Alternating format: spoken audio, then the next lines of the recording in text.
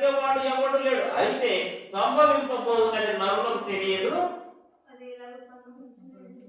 వారికి తెలియజేయగలవాడు ఎవరు? అది ఎట్లొస్తుంది మరణం? కానీ ఇవాళ రేపు కోవిడ్ వచ్చిన వాళ్ళు కూడా చాలా మంది బ్రతికారు. కోవిడ్ వచ్చిన వాళ్ళు కొంతమంది చనిపోతే వచ్చిన వాళ్ళు బ్రతికారు. క్యాన్సర్ వచ్చిన వాళ్ళు బ్రతికారు. ఎయిడ్స్ తగిలిన వాళ్ళు బ్రతికారు, బ్రతుకుతున్నారు. ఇప్పుడు నాకు తెలిసి ఉన్న వ్యక్తి కూడా ఒక 10 సంవత్సరాలు అయితే ఇంకా బ్రతికే ఉన్నాడు. అంటే ప్రతిదానికి ఒక నియమం ఉన్నది. భక్తికి నియమం ఏంటి?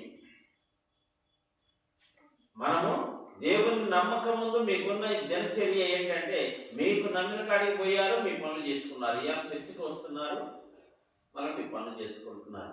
దాని కొలమానం ఎంత, దీని కొలమానం ఎంత? అప్పుడు ఉన్నప్పుడు ఎంతవరకు దేవునికి నువ్వు నీ హృదయపూర్వకంగా దేవునిలో ఉన్నావు, ఇప్పుడు ఎంతవరకు ఉంటున్నావు బేరీజు వేసుకోవాలి.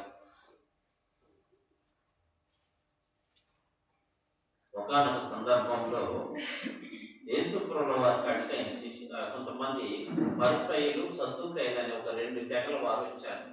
పరిసయ్యులు అంటే ధర్మశాస్త్రాన్ని తెలిసిన వారు. సద్దూకయ్యులలో వారు కూడా తెలిసిన వారే, కానీ వారు పునరుద్ధానమును గూర్చి వారు నమ్మరు. అనగా చనిపోయిన వారు బ్రతుకుతారు అనే విషయాన్ని నమ్మరు. అందుకనే యేసుప్రభుల వారి కాడికి వచ్చి వాళ్ళు ఒక మాట అడుగుతున్నారండి. మార్కు సువార్త చూద్దాం,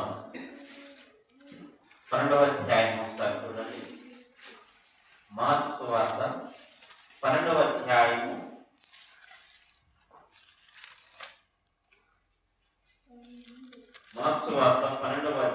18వ వచనం నుండి.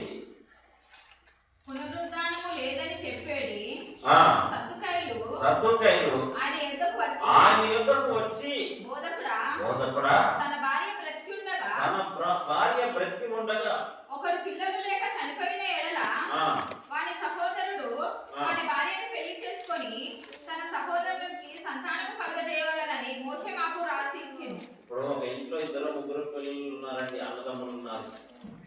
పెద్దవాడు చనిపోయాడు పెళ్లి చేసుకున్నాక. ధర్మశాస్త్రం ప్రకారం ఇవాళ లెక్క కాదండి.